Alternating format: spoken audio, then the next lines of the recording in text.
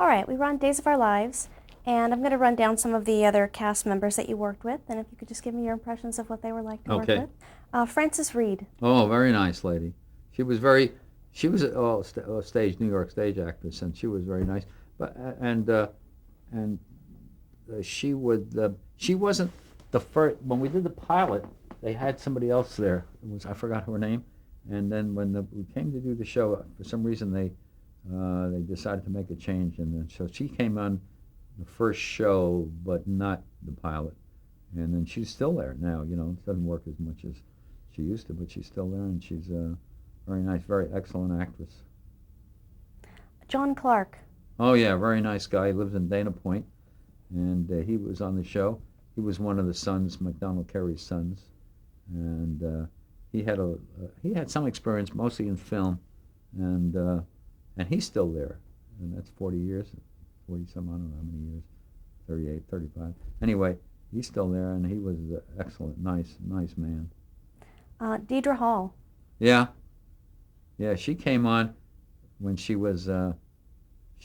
from doing that. She wasn't Wonder Woman. She was like Wonder Woman. She had just done thing for the kids. You know that show that she was on? Dinah Girl. Oh, was that what it was? Yeah.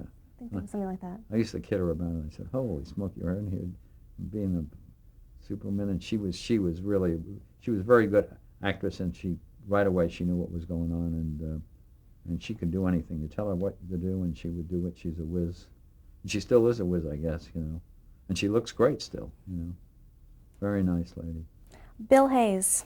Yeah, another nice guy. See, this is going to be boring. All these people are nice, all nice people, and especially he was one of the best. Him and his wife, and then he came on the show, and then she was on the show, and they met and fell in love, and they got married. The two of them, Susan Hayes and him. What were their characters? Julie and Bill, I think his name. I don't know what his name was on the show. Was it Doug? Doug. Boy, you're a whiz too, Doug. That's right. And then they eventually they got. I don't know if they ever romantic. Oh, on the show they were romance too. Right, on the show and off the show. Right, they were romantic. Right, they got on the cover of Time magazine. You ever see that cover? Yeah, they were there. I gave them a plasticized cover of it once. They put them right on the cover because the show was so popular, and they were right there, full screen, the two of them on Time magazine. Wow. Peggy McKay.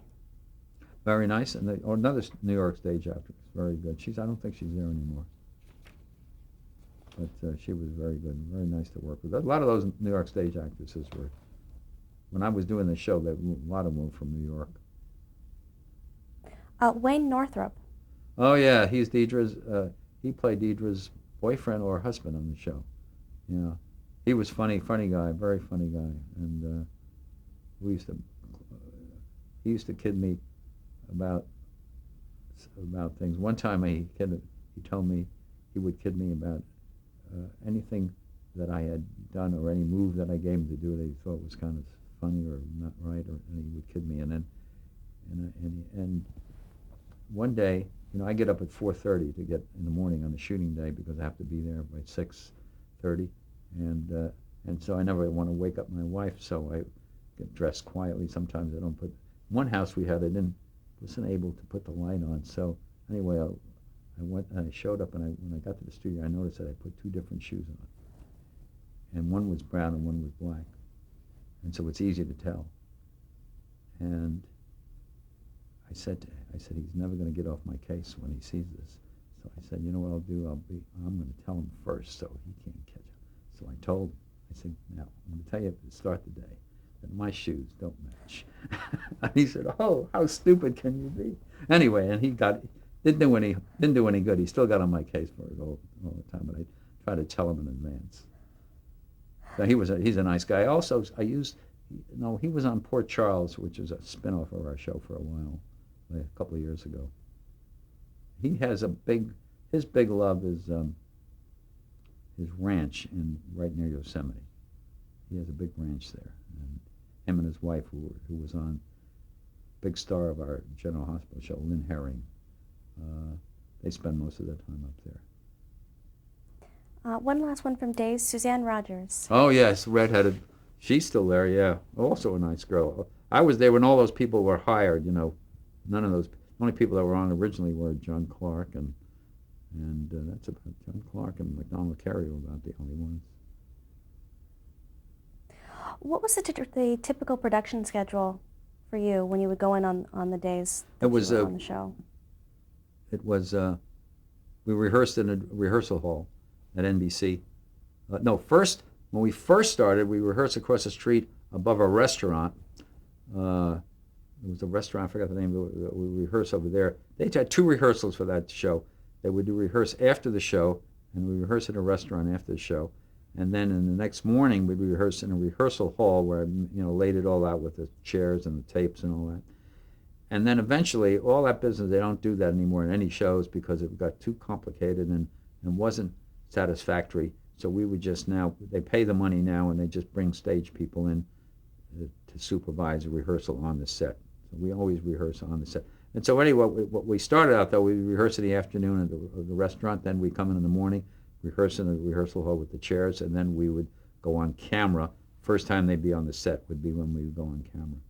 But we don't do that anymore. We go in camera. We don't even, that production, that schedule was, the old way was you'd go, and then what you would do is you would rehearse all morning, you would rehearse all the scenes, and then you would have, and you didn't get anything on tape. Then they would come all dressed in any which way they wanted to, and no makeup. And then we'd go eat lunch, and during lunch they would do the makeup and everything. And then we would do a whole dress rehearsal, and then we would give notes and then do a tape.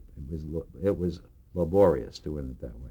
But that was the history of soap operas. They did them that way for 25, 30 years until we changed it. How long would it take to actually tape the show? We taped it within usually a little longer than the hour because we didn't do many retakes. In the old days, they didn't do much with the retakes. If we didn't like the scene, then we just do it again. We didn't do a lot of editing. How far in advance from their air dates were they taped? 2 to 3 weeks. We still do it that way, 2 to 3 weeks. Do you remember any of the significant storylines from Days of Our Lives when you were on it?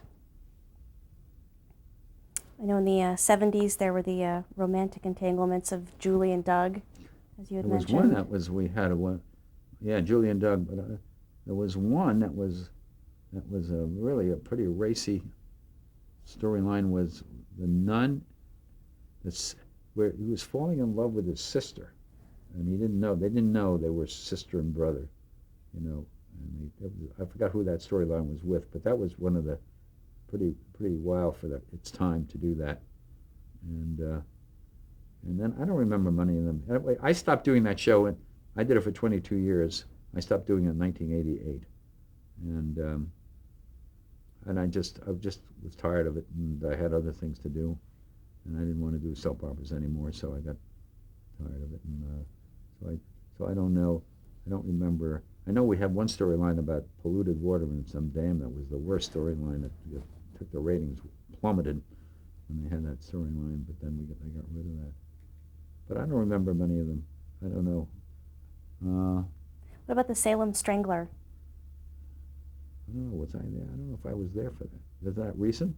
No, that was in the 1981-82. A serial killer on the loose in Salem. I must have been on vacation. I don't remember that.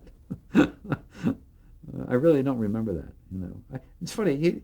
Memory is an odd thing. You can remember things 50 years ago. Like I remember the date I went to work, which was January 21st, 1949.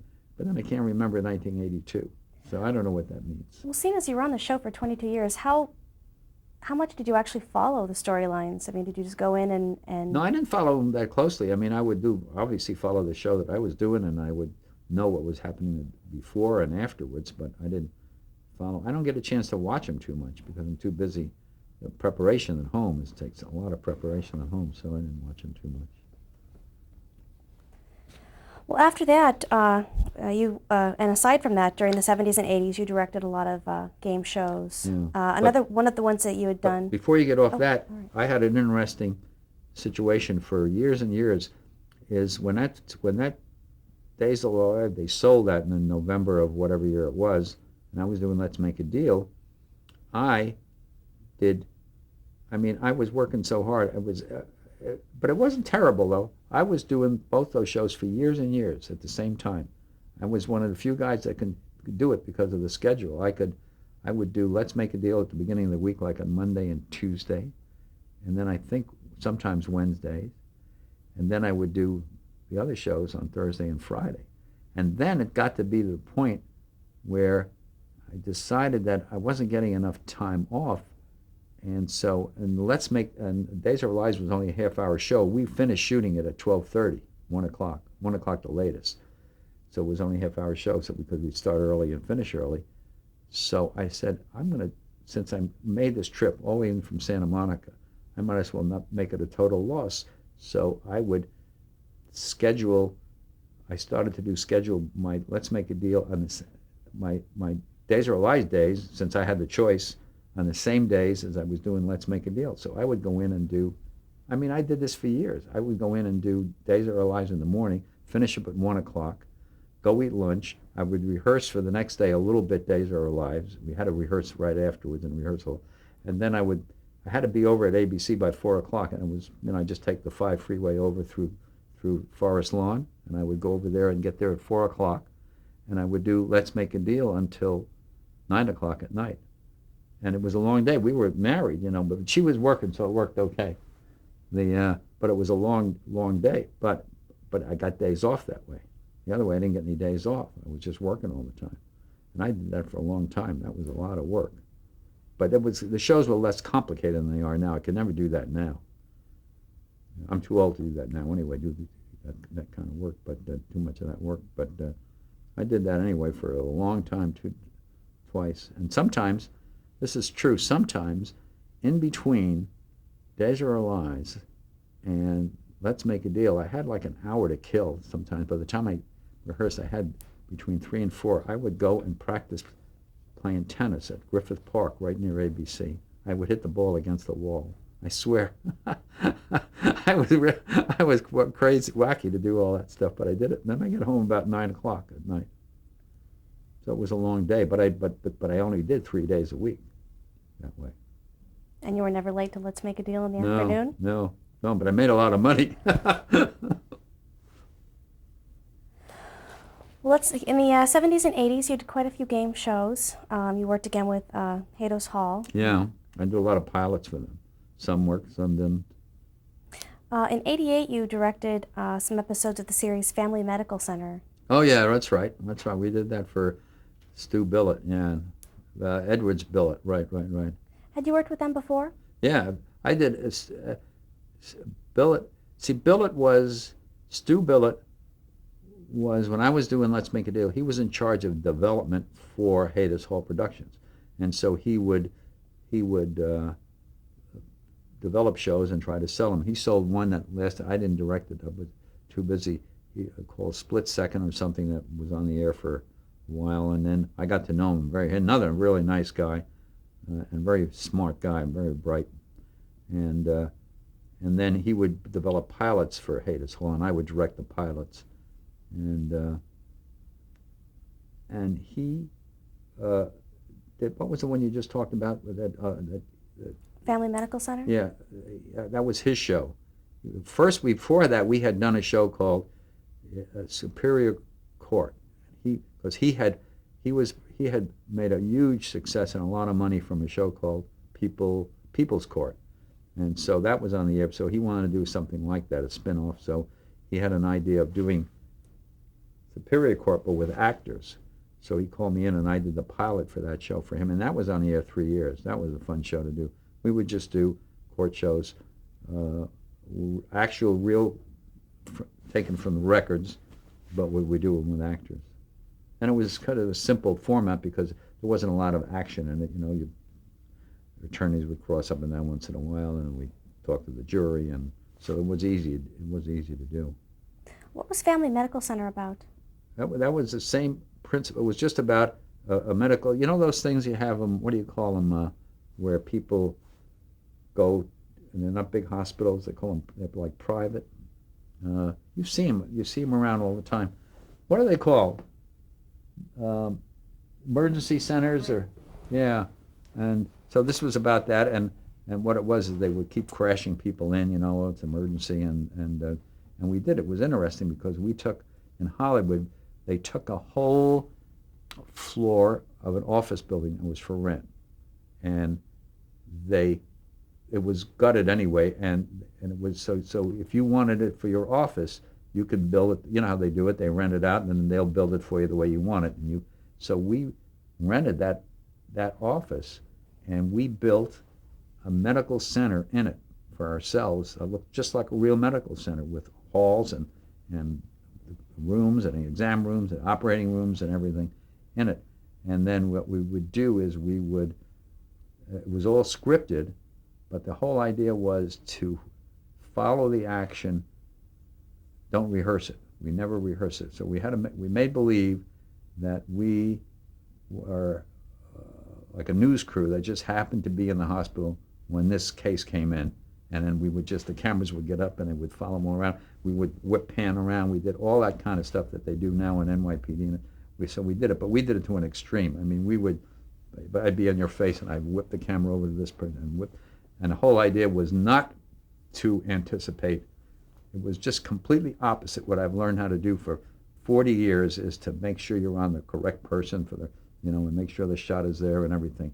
This one, they never wanted to be on the correct person right away because then it looked too scripted. So if you were talking and somebody else started talking, the camera just would zoom over there. And it was hard to do because the cables sometimes all got mixed up.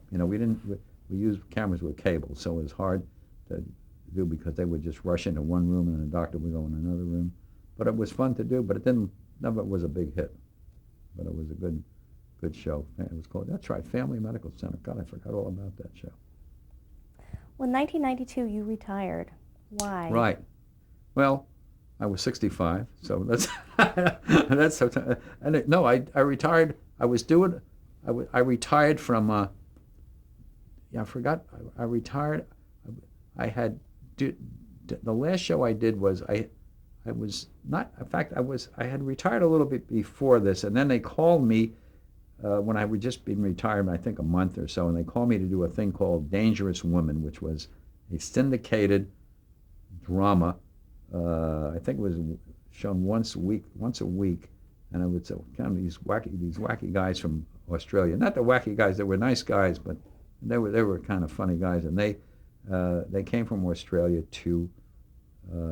They lived in Australia, but they came here because the company called Reg Grundy Productions, he wanted to do a show like this, so he came over here, and they hired some of the people that I knew from Days of Our Lives, producer. So she hired me to do that show. So I did that show, and that was one of the most fun shows to do. They did that in a small studio over in Glendale, and it was very small budget, but it was fun. You could do anything you wanted to do. So we experimented. I did a lot of kind of funny stuff there. Experimented because nobody cared how you did it as long as the show was exciting, So I did a lot of funny things with the cameras and stuff. And that lasted about almost a year, and we would do on location. One day a week we go to the Hollywood Lake. There was a lake in Hollywood. Not Hollywood, lake in Malibu. I don't know if you've ever been there. Have you ever seen Malibu Lake is a secret. Nobody knows about it. It's in Malibu, and it's a lake. And it's like a little idyllic lake with beautiful homes all around it. And it's perfect to shoot stuff in, so we do location there once a week, and then we would do the rest in the studio, and I liked doing that show. But then eventually it went off the air, so then I officially retired, and then I was, and then we were living here, I guess, yeah, and then, I think I told you this on the phone, and then they called me. One of the producers from General Hospital called, who I had worked with before, and she said, we're having trouble with some of our directing our staff, and we're stuck for 2 shows that we have to do in November, and can you come and do them? And I said, no, I don't really want to do that. I said, I stopped doing that in 1988, and I don't want to do that anymore. She said, she said, as a favor, and I said, okay. Anyway, long story short, I went over there, and I did those 2 shows, and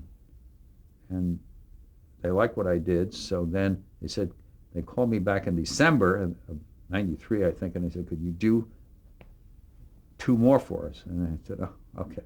I was in San Francisco. I remember they called me. We were having dinner in San Francisco in the morning, and they called and said, could you do 2 more? And I said, okay. I did 2 more. Anyway, those people over at General Hospital are so nice, the people that work there, the actors and the staff there and the crew and the engineering department are so competent. Besides being super competent, they are such a nice people that my boss and all the cameramen I work with, everybody, and anything I want to get done over there. I come in the morning and I think the door doesn't work for me with the hinges. I need the hinges on the other side. I say I would, at NBC you start to do something like that, they'll throw you out of the studio. And I'd say, I wish the door hinged on the other side and make a better entrance. I mean, in 10 minutes, the doors are hinged on the other side. They have carpet, everything, anything you wanted, they do that. So that was a great thing for me to do because I love telling people what to do, and especially when especially when it gets done fast. And I really appreciated it. And they were all nice. The producers, the writers, everybody. So anyway, I started to do more though. I started to do one every other week, and I didn't like that. I said, I don't want to do one of them. I couldn't keep track of what was going on. So I said, it's better if I do, 3 or 4 in a row, and then I'll take off. So I ended up with a happy compromise. As I work on a regular schedule. I work now a whole week like all the other directors. The difference is they get 2 weeks off, and I get about 6 to 8, depending when I want to take off. And that's the difference. But outside of that, I do this. And I've been doing it for 10 years. So I don't know. Eventually, I'm going to have to stop that, but because I'm 77 now. So, but it's fun to do. It's like a hobby. And they like me, and I like them. So, and we have new people in there that came in about 2 years ago that are just as nice as the old people. That they made a whole regime change over there about 2.5 years ago, and these people are absolutely the nicest people to work with. Well, how hard has that been in other circumstances? Because there's a lot of turnover with writers and producers on soap operas. How does that affect a show when there's that big of a regime change? Well, it wasn't. I shouldn't. Regime change maybe was overstating. So, well, even when you were on Days of Our Lives, there would be new people who would come in. How would that affect the atmosphere on the set? Yeah, I think. On the set, I think it was okay. I think it was if the storyline, everybody's got to be kept happy. If the storylines are okay, if the actors have good storylines, they're happy. If Hitler was up there at the head of the top because they wanted good storylines, and so it didn't affect too much as long as the people knew what they were doing. And like we have change here, but it's not a big regime change. It's the executive producer, the showrunner, gets changed. And so she brings in some other people, not many, but she brings in some other people, and they all turned out to be just as competent as the other people we had beforehand. So everything went along smoothly. Why do you think there's so much turnover in the ranks of soaps? It all has to do with absolutely only one thing. It's ratings. If the ratings were great, there's not going to be any changing, But once ratings get a little shaky, then I think they start to look for new people to get the ratings back up again. And I think also sometimes that's the main thing, I think. And then secondly, this is just my opinion. Secondly, I think some people, not within the show itself, but some people could rub their bosses up in the network the wrong way for some reason, and that just could be a personality thing, and those people go. They just gone if they do that. And I think once in a while that happens, even though the show itself is running good and everybody's happy with that person, but some vice president or president of the network might want to make a change. And sometimes it's easy to make a change even if the show's a success. They figure, well, it's a success, it'll be okay. But most of the time I think it's the rate. That's why they have such a giant turnover in head writers. Head writers are the biggest thing in the soap operas. Head writers, I understand, I don't know how true this is, but I think it's true. Actually, one of the few businesses where they make more money than their bosses. They make more money than the executive producers, generally speaking, is what I heard. I don't know that for a fact, but I'm pretty sure that's true. because it's such a, that's such a hard job to do. You come up with ideas for over a year, year after year after year. That's why sometimes those head writers run out of ideas and bing, they're gone. But then they'll come back on another show, We have great head writers now, and we've always had, good ones. Once in a while, I think there's been a glitch here and there, but it doesn't affect too much the directors, except for the standpoint that the scripts, we don't like to have scripts that are kind of hard to do or, they're not more interesting, so we like them when they're written. And these scripts are all great, and usually all the writing that we've had has been good, so. But it gets very complicated over the years, much more than it used to be. When we used to do our soap opera, we could do like 8 scenes in 1 hour, that's about 8 or 9. Now we do 30. I mean, we do short little scenes, 30 scenes. Now we do more, we do 35 almost. So we just want to keep it moving, which is good because I like that pace. You can tell I talk fast, so. Do you ever shoot on location? No, very rarely. We used to, but I think budgetary things to kind of cut it down a little bit, They used to do it once a year, but I don't think they do it too much now. They eventually will get back to doing it, I think. The history of that is when they do it, they'll go to Venice in Italy and shoot 2 weeks there, and they'll check the ratings, and those shows did not get a bigger rating than before, and so they tend, not to do it. They want to see it, see it go up.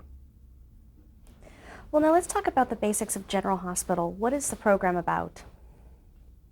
Well, it's about, and they kind of stick to this. They still stick to the basis of the hospital. The hospital is the core of the town. Is Port Charles. It's on Lake Erie in New York. It's right near Buffalo somewhere, and it's all about the people who work at that hospital. Not all of them work there, but a lot of them work at that hospital.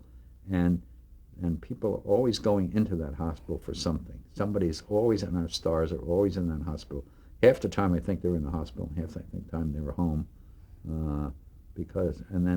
That's because I think they feel not obligated, but they think it's wise to, since you have the title of that show that way, not to stray from it completely, and start doing a show just about, a middle America town with no center, and so they use that as their sort of center. They always make sure that that's in the show all the time. Has the focus changed since you first shot the pilot? Oh, it's been, oh my God, I shot the pilot was 40 years ago. I shot that pilot. My pilot was simple compared to the storylines now. My whole script was only, I think, like 30 pages. Now that each script is about 80. And it's good. It's first of all, they have so many different storylines going. They got a lot of storylines going. So, and they have a whole contract players, like 39 contract players. So each one of those people have to be involved and meshed in one of the stories. So it's a very complex thing to do. Turning out a daytime serial is a mammoth job. I mean, it's like General Motors turning out cars. I mean, it's so immense. You have to, those writers have to be aware of not only the, coming up with good stories, but they have to look at a board, for instance, and they say they see 35 contract players, and then contract player Tom, he's got a guaranteed maybe 2 shows a week, and Tim is guaranteed 1.5, and Roger is guaranteed 5 shows a week, and they have to make sure that all comes out even at the end. They don't want to. You don't have to do it every week. In other words, it's at the end of 13 weeks. As long as you've given those actors that their guarantee, it's okay. But the network doesn't want to see somebody that was guaranteed, say, over 13 weeks, that was guaranteed 20 shows, that they only did 10 shows and they paid them for 20. They're not too happy about that. So let's stop right there. Yeah. So that's another big thing. So it's just one of the things that those head writers have to deal with, and the executive producers. Mm-hmm. Yeah.